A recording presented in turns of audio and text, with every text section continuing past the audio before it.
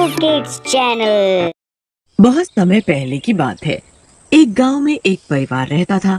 उस परिवार में दादा दादी, उनका बड़ा बेटा रमेश और बहू राधा, छोटा बेटा महेश और मीना। रमेश और राधा की एक बेटी थी जिसका नाम पिंकी था। पिंकी अपने माँ बाप और पूरे परिवार की बहुत लाडली थी, क्योंकि पूरे घर में वो अकेला बच्चा ही थी। सब उसको खूब लाड प्यार करते थे और उसकी हर ख्वाहिश पूरी करते थे। पर उसकी चाची उसे कुछ खास पसंद नहीं करती थी। एक बार की बात है जब पिंकी खुशी खुशी पूरे घर में चिल्ला रही थी क्योंकि उसका जन्मदिन आने वाला था। अब तो मेरा जन्मदिन आने वाला है।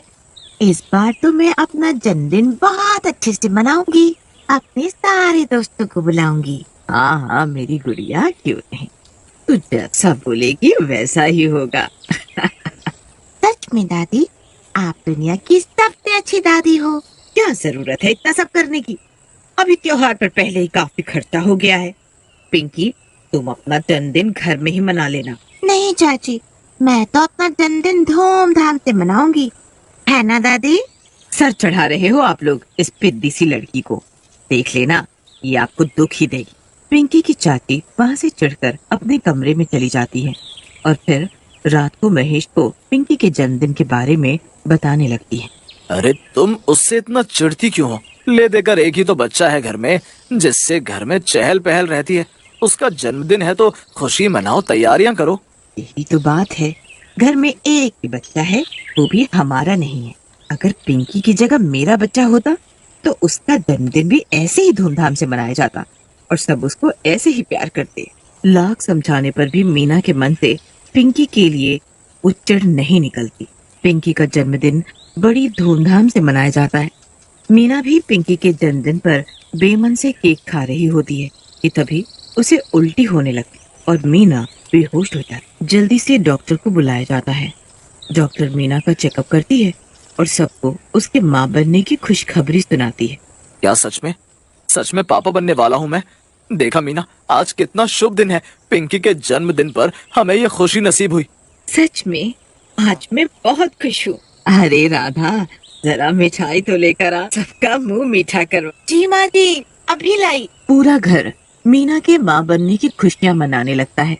राधा मीना को उस दिन के बाद से एक काम नहीं करने देती।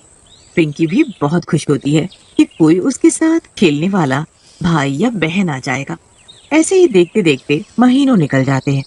दिवाली का दिन होता है। पूरा घर दिवाली की तैयारियों में लगा होता है। पिंकी को रंगोली बनाने का बहुत शौक होता है। वो घर में सुंदर सी रंगोली बनाती है, घर को पूरा अच्छे से सजा देती है। आखिर में पिंकी सीढ़ियों पर भी दिए लगाने लगती है और अचानक उससे एक दिया वहीं गिर जाता है। अरे ये क्या हो गया? मैं जल्दी से इसे साफ कर देती हूँ, वरना माँ मुझे बहुत डांटेंगी। पिंकी कपड़ा लेने जाती है, पर इतने में ऊपर से मीना सीढ़ियाँ उतरने लगती है। वो सीढ़ियाँ उतर ही रही थी कि अचानक से उसका पैर फिसल जाता है। मीना की आवाज सुनकर जल्दी से सब भागते हुए वहां आते हैं।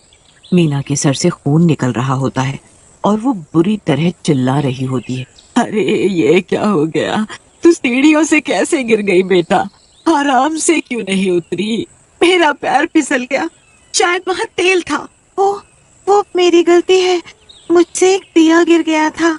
रमेश और महेश मीना को हॉस्पिटल ले जाते हैं। मीना की हालत बहुत ही नाजुक होती है। डॉक्टर पूरी कोशिश करते हैं पर वो मीना और बच्चे में से बस बच्चे को ही बचा पाते हैं। अरे बेटा, खुद को संभाल, भगवान भी अजीब खेल खेलता है। आज मीना को ये खुशी नसीब हुई तो वो ही दुनिया में नहीं रही। सब बहुत रोते हैं। मीना की लाश सामने पड़ी होती है। अचानक मीना के शरीर से उसकी आत्मा बाहर आती है, जो बहुत ही भयानक चुड़ैल के रूप में होती है।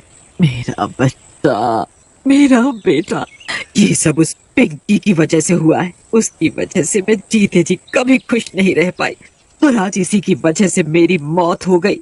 इसकी वजह से मैं अपने बच्चे को हाथ भी नहीं लगा सकती और मैं इस लड़की को जिंदा नहीं छोड़ूंगी, जान ले लूंगी मैं और इसको मारने से पहले इसे पल पल तड़पाऊंगी, फिर मारूंगी इसे। मीना तो बहुत भयानक चुड़ैल बन जाती है और उसका मकसद बस पिंकी को दुखी करना और सबकी नजरों में बुरा। सब घर वाले इस बात से अनजान मीना का अंतिम संस्कार कर बच्चे का नामकरण करते हैं। मीना के बेटे का नाम बबलू रखा जाता है। बिन माँ के बच्चे को राधा अपने बेटे की तरह पालने लगती है। 3-4 महीने बीत जाते हैं। फिर एक रात जब राधा बबलू को पालने के पास सुला रही होती है तो पिंकी अपनी माँ के पास आती है और बोलती है, माँ, आपने कितने दिनों से मुझे अपने पास नहीं सुलाया। मुझे आज आपके पास ही सोना है। नहीं पिंकी, मैं ऐसा नहीं कर सकती। तुमको पता है ना, बबलू को मेरी जरूरत है। नहीं माँ, मुझे अकेले डर लग रहा है।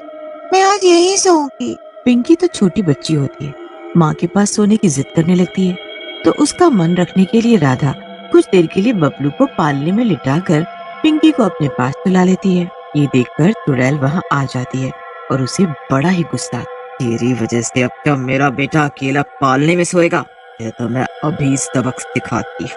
चुड़ैल चाची अपने जादू से पिंकी के कपड़ों में चींटियां भर देती है जो पिंकी को बुरी तरह काटने लगती है। मम्मी, मम्मी, मेरे कपड़े में कुछ है, मुझे काट रहा है। कपड़ों में क्या हो सकता है? 1 मिनट, मैं अभी लाइट जलाकर देखती हूँ। राधा लाइट जलाकर पिंकी के कपड़े देखती है तो उसमें कुछ नहीं होता। राधा उसे दोबारा सोने को कहती है, पर पिंकी जब दोबारा सोती है तो फिर से उसे कुछ काटने लगता है। पूरी रात बार बार पिंकी अपनी माँ को जगाती रहती है, जिससे राधा इतनी परेशान हो जाती है कि वो पिंकी को जोर से डांट देती है। अब आया ना मजा, बढ़िया, मेरे बेटे की जगह सो। चुड़ैल चाची हर वक्त घर में घूमती रहती पर किसी को दिखाई नहीं देती थी।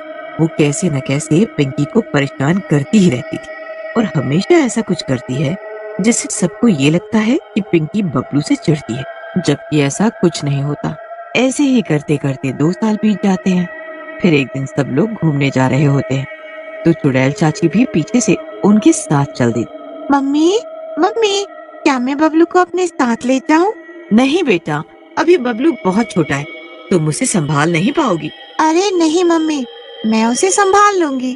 ठीक है, पर उसका ध्यान रखना। पिंकी बबलू को अपने साथ ले जाती है। दोनों साथ में खूब खेलते हैं।